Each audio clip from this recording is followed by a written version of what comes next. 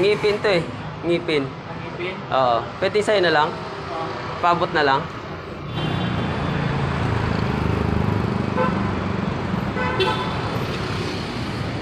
Siyempre, sa ating munting sasakyan na bumibilis kapag nakakaramdam ng bigat. Ganun din ba kayo? Papatunayan ko sa inyo na ako ang hari. Yan. Pag sinabi kong magbukas ka. Di ba? Napatunayan ko na ako ang hari dito.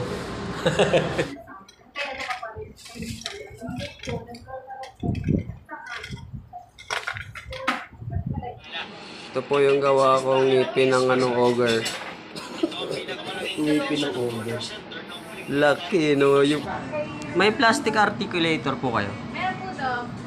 Magkano po isa?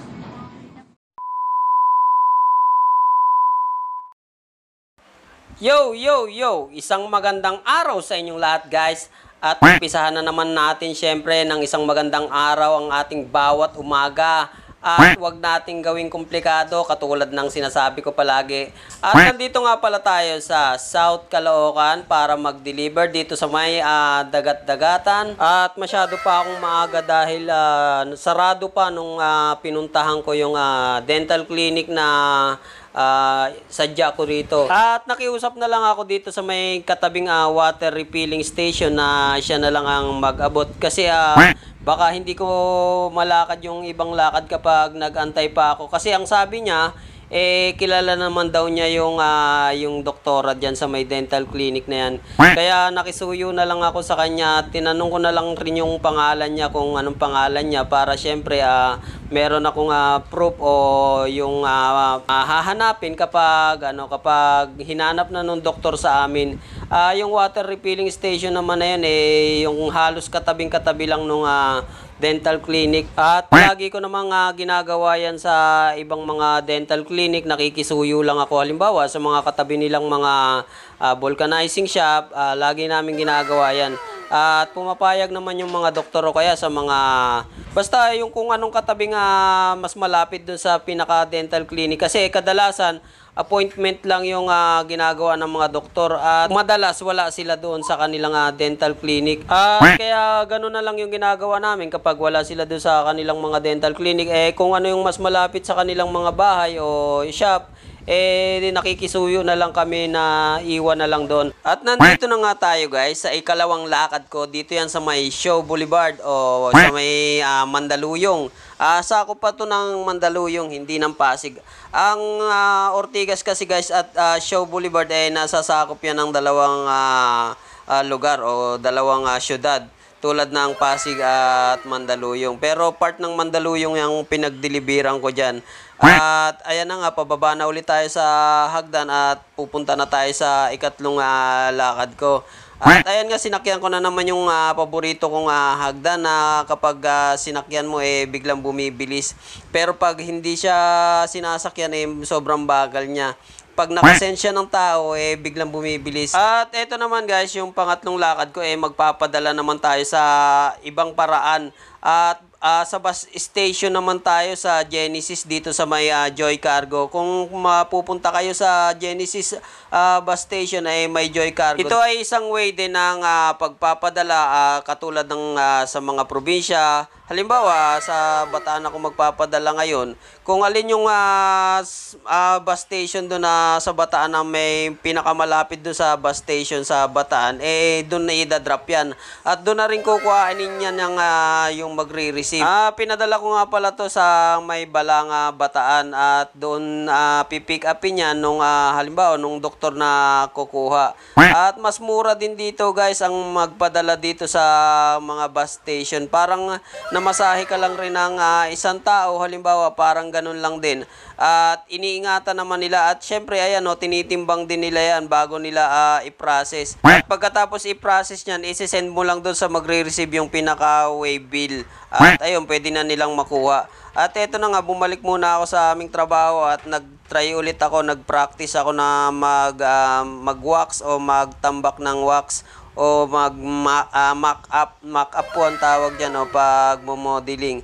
Ayan, kung makikita nyo ay parang ang ngipin ng ogre yung ginawa ko. Talagang natatawa ako sa sarili ko dyan. Kasi nagkamali pala ako dyan sa ginawa ko na yan. Dahil yung dapat malaking dalawang ngipin na yan, dapat apat pala yan. Yung apat na yun ay tinatawag na dapat yung dalawang central saka dalawang lateral dapat yung ngipin na nandun. Kaya lang ang ginawa ko dalawa lang yung ginawa kong ngipin. Kaya sobrang laki at nagmukhang ngipin ng isang malaking tao o ogre. At pupunta naman tayo dito sa ikaapat na lakad ko at sarado nga, yun nga tulad ng ginawa ko kanina, sarado nga yung dental clinic at gagawin ko dito, iwan ko rin ito dito sa may vulcanizing shop dito sa may katabi nila. Kilalang kilala naman na nila to at lagi akong nagiiwan dito. Kaya yung pinaka ginawa kong process kanina dun sa may Caloocan,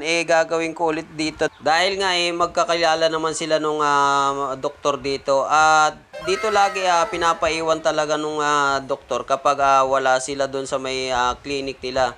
Dito talaga nila pinapaiwan sa may vulcanizing shop. At ayan na nga, binibigay ko na dun sa kay ate na yung asawa ng may-ari ng vulcanizing shop. At nakisuyo na lang ako sa kanya na siya na ang mag-abot kay Doc.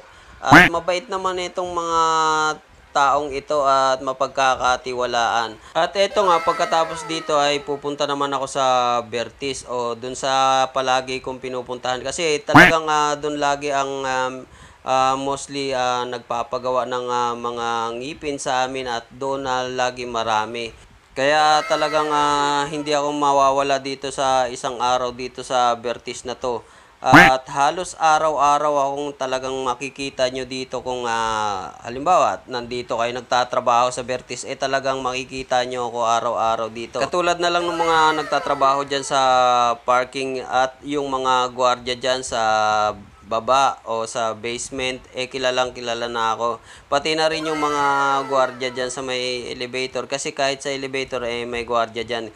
Kaya medyo mahigpit sa kanila kasi may mga, yun nga, may mga celebrity na pumupunta rito na kailangan din nilang ingatan. Syempre, ingatan sa pagmumukha na yan, kung nakikita nyo yung mukha na yan, mukhang wanted.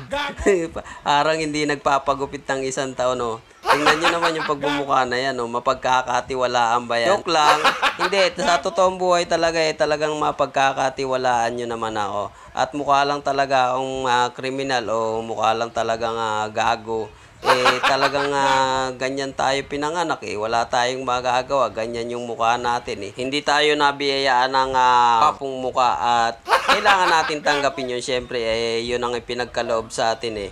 At eto na nga, magdi-deliver ulit ako dito sa Bertis o magdadrop ako. At ayan na nga, tinanggap na nung magandang babae. At nandito naman ako sa Raon, ang pang-apat na lakad ko. At may bibilhin din ako dito na supplies na kailangan para sa aming laboratory. Ang bibilin ko nga pala dito guys ay tinatawag na yung plastic articulator. At dito lang yan sa New Citizen sa may Raon.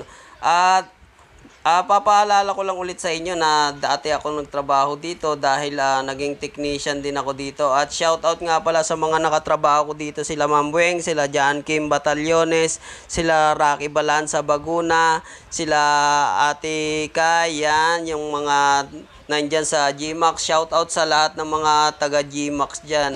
At nandito na nga tayo, pumasok na tayo at umorder na tayo ng yung pinakakailangan natin na plastic articulator. Yan nga pala guys ang tinatawag na plastic articulator o yung parang hulmahan niya nung pinaka ngipin, yung holder ng ngipin habang ginagawa. Kumbaga isinisemento siya dun sa ngipin at siya yung nagko-close open kapag yung pang-testing siya ng ngipin habang ginagawa at kino-close open. Parang siya yung nagiging panga o joints ng pinaka-ngipin. Kaya mahalaga yan kapag gumagawa ng isang ngipin o nagma-mock up at nag-grind din ng ngipin. Basta kailangan talaga siya para ma-align yung ngipin at maayos yung pagkakagawa. At ayan nga, kulang yung nabili natin dito dahil 24 pieces lang yung nakuha natin at ang kailangan natin sana dito ay 50 pieces. Kaya ilalagay ko na lang yan dyan sa may top box ko at maglalakad ako dito sa kabilang tindahan na Dentplex. At magtatanong din ako kung meron ditong available din na na articulator. Kaya lang ang problema wala silang stock na articulator. At yun nga, bigo akong lalabas diyan at pupunta ulit ako diyan sa ikatlong dental supply. Doon naman yan sa may Gonzalo Puyat. Medyo malayo-layo yun guys at hindi na natin kailangang lakarin yun at kukuhanin ko na ulit yung motor ko. At eto na nga, nagpunta na tayo sa MedSurdent.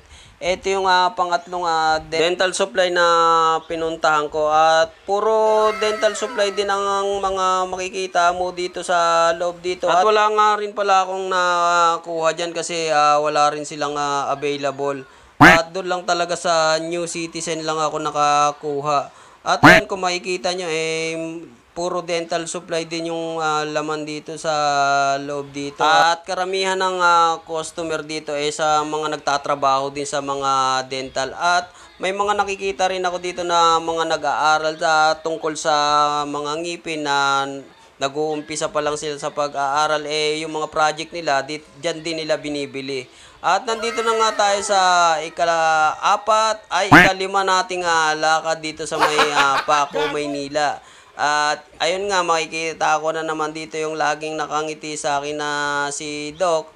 Ayan, kung makikita niyo dyan, yung mukha na yan, yan, 'di ba?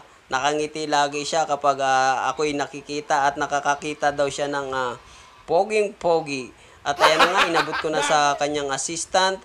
At hindi si Doc yung nag-receive na naman. At yun nga, ito na yung pinakahuling lakad ko at hindi ko na na-record yung ibang lakad ko at magpapaalam na naman ako sa inyo. At maraming salamat sa inyo sa lahat ng nanonood. Bye-bye at maraming salamat ulit. Bye-bye.